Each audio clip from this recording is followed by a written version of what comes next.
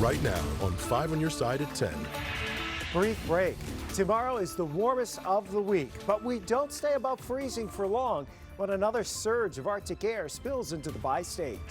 Thieves smash but don't grab much. The South City business is cleaning up tonight after a rash of break-ins. The Ambien defense. There's not a published case like that in the United States. A Missouri man claims the popular sleeping pill led him to open fire on cars. Tonight, the I-Team uncovers the state law that prevented him from avoiding prison. Our top story tonight, another frigid night in St. Louis, but we're about to get a break from the bitter cold, but just a brief break. Good evening, I'm Mike Bush. Kelly Jackson has the night off. All wind chill warnings and advisories have expired.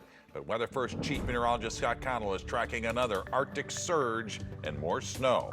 And it won't be a lot of snow that we see, and that's coming Thursday night into Friday. But I want to start with this picture from one of our Weather Watcher Facebook friends on our 5 on Your Side Weather Watchers group.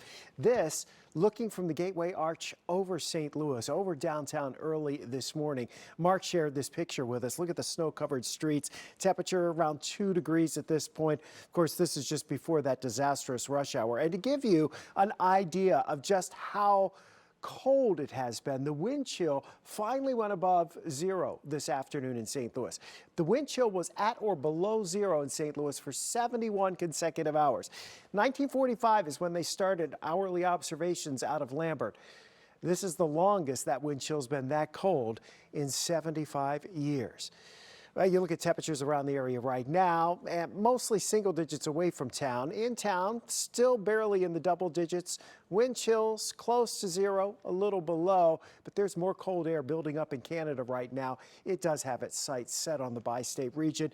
It will be plunging our way as we head into Thursday night and Friday. That transition should bring us a little bit of snow, but snow amounts should be light, and this Arctic blast is not nearly as intense as what we just went through. Nonetheless, we'll be talking about dangerously cold wind chills by Saturday morning. We'll see you in a few minutes, Mike. A call for help tonight for the roughly 200 residents forced from their Midtown apartment building due to the frigid temperatures. 5 on Your Side's Holden Kerwicki is here to tell us how they could soon lose their temporary shelter. Holden? Well, Mike, many of the residents at Heritage House are elderly, and they had to leave all of their belongings when they were evacuated after a pipe burst, flooding the apartments. They told me that a few local guardian angels are helping them through this trying time. For the past 15 years, Cleora Johnson has lived at the Heritage House. It's home. I've had a lot of pleasant experiences. Fortunately, not too many bad ones. Early Monday morning, Johnson says she felt like she was living in a rainforest after a pipe burst on the 11th floor, causing the building to be evacuated for the foreseeable future. I think I was in a daze because nobody knew what to do. It was just beyond everybody. Johnson is one of about 85 Heritage House residents who have temporarily been relocated to the Ballpark Hilton. We offered everyone the hotel option. Half went with family, half came to the actual hotel. Property manager Marquita Hamel has vowed to stick by her residents until they're able to return home. It's my job to make sure that they have someone that they know is watching the building and them, and that it's actually caring about their welfare. That means routine runs back to Heritage House to get essentials that were left behind during the evacuation. If we need to go in and get some medicine and bring it out to them, that's what we're doing. If we need to get some water, some food, we are crying aloud and sparing none, and making sure that they are served. The Sansone Group, which owns Heritage House, has paid for residents to stay in the hotel until Friday morning. Right now, I don't have a clue about where I would go. We actually are waiting on Sansone and the specialists that we've called in to come in and actually tell us when we'll be back. However, we do know that they will never be without shelter.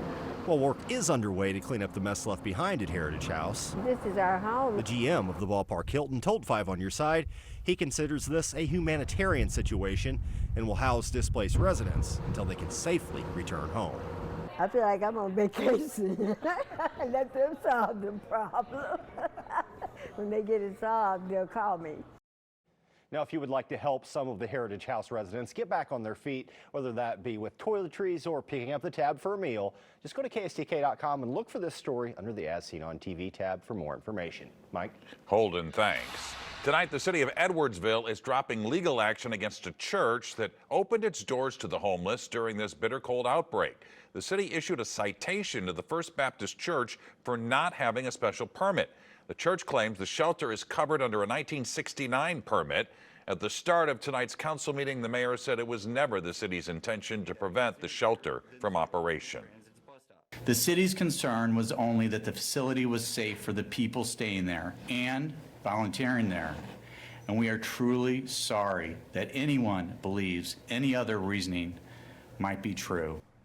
The mayor canceled any citations and an upcoming court appearance. He hopes the city can work with the church to come up with a solution. Tonight, several South St. Louis businesses are dealing with thousands of dollars of damage after a rash of weekend break-ins.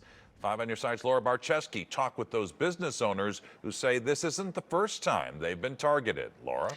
Yeah, it's not, Mike, and this was hard on all 4 of these businesses, but especially for Series 6, who just opened a new store less than a week before the break-in.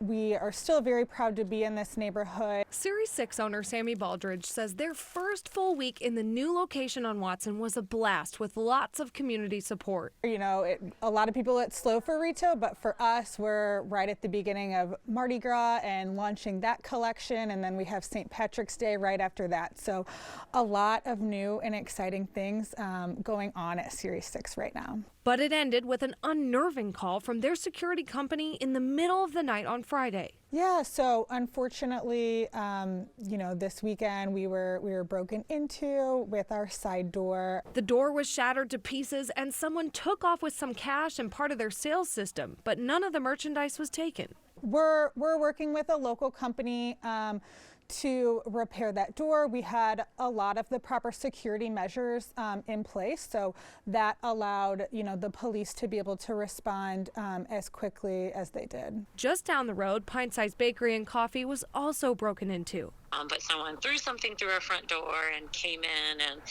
rifled around looking for money and trying to steal our iPads, but for some reason unable to unplug them. So we lucked out in that only $1 out of the tip jar was taken. And it didn't stop there. Crazy Bowls and Wraps was broken into, but nothing was taken, and Missouri Baking Company's door was damaged, but they never made it inside. One of the aldermen for the area, Joe Vollmer, says the businesses are already doing what they can, but one thing that would help is increased police presence. Well, more officers. We're a good close to 300 officers short on the force. And while there's modern technology to help with that, there's nothing that replaces the fact of seeing a cop drive by and having a cop. Baldridge says right now they're choosing to focus on the good in the neighborhood. And this is just a minor setback, and we're gonna get through it and be here for many years to come. The store owners tell me they were told by police it was likely the same person or people who broke into each place, and now all of them are going to have to pay upwards of $1,000 to replace their doors. So any help from the community by shopping local goes a long way right now. A legal win tonight for downtown residents who want a gas station to close for good. A judge has revoked a conditional use permit for the Shell station on North Tucker. According to our partners at the St. Louis Business Journal, the ruling stems from a lawsuit brought by the Downtown West Neighborhood Improvement Association. The lawsuit claims gas stations are not allowed in the central business district. The owner plans to appeal. Police have been called there more than 1,800 times since 2018. A local case recently put the side effects of Ambien in the spotlight. A man claimed the drug led him to hallucinate while unconscious, leading to violent consequences. Now the I-Team has learned how Missouri law made it difficult to keep the man out of prison, even though prosecutors didn't oppose it. Tonight, 5 on your side's Christine Byers has the latest on the case. Trent Swick went to bed after taking Zolpidem, the generic form of Ambien, on October 12, 2019.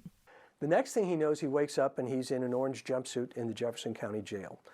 At some point after taking the pill and going to bed, Swick drove about 30 miles. He opened fire on 2 random cars along Highway 21, narrowly missing 5 people.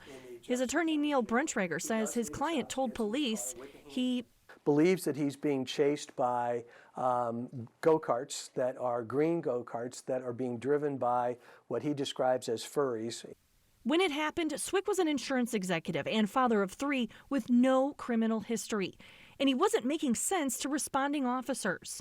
Their assumption was that he had either had too much to drink or that he had ingested some sort of narcotic. A toxicology report shows zolpidem was the only thing in his system.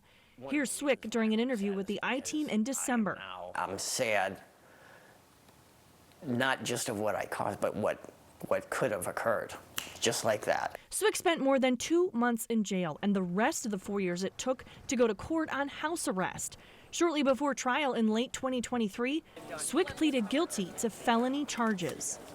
Why would he plead guilty? There's no way in the world he could have understood that this drug would create this behavior for him. But under Missouri law, because he voluntarily took that pill, he can't make that claim. And the court might not have let a jury hear the sleeping pill defense. That would have been really unfortunate for someone who really had no idea what he was doing at the time. Dr. William Newman is a forensic psychiatrist who reviewed Swick's case for the defense. It was only his prescription Ambien that was confirmed in his system. And to my knowledge, there's not a published case like that in the United States. Newman says he's consulted on other cases involving the sleeping pill defense. One of the clear things to look for is whether there's what's called a rational ulterior motive, whether there's another explanation other than an Ambien-induced delirium that could explain the person's criminal actions. In Swick's case, there was no other explanation that I or seemingly anybody else could come up with as to why he would be doing that. A guy with no violent history, no criminal history, who would just wake up and suddenly decide to start shooting people. Jefferson County prosecutors did not oppose probation, but a judge sentenced Swick to 7 years with an option for a 120-day drug treatment program. If he completes that program, he could be out in April, even though he only took a sleeping pill as it was prescribed. For the I-Team, Christine Byers, 5 on your side. If you have a tip for Christine and the 5 on your side I-Team, you can leave a voice message at 314-444-5231 or just send an email to tips@ksdk.com, and all calls and correspondence will be kept confidential. Freeway freefall. Tonight, a man is lucky to be alive. What led him to fly from a moving RV? Snow led to slide-offs and crashes across St. Louis this morning. Tonight, life-saving advice to help you navigate the roads the next time it snows. We're not done with the bitter cold and snow this week, but we do get a break tomorrow. We're tracking when the next round of light snow moves in and the impacts it could have on Friday morning's rush hour.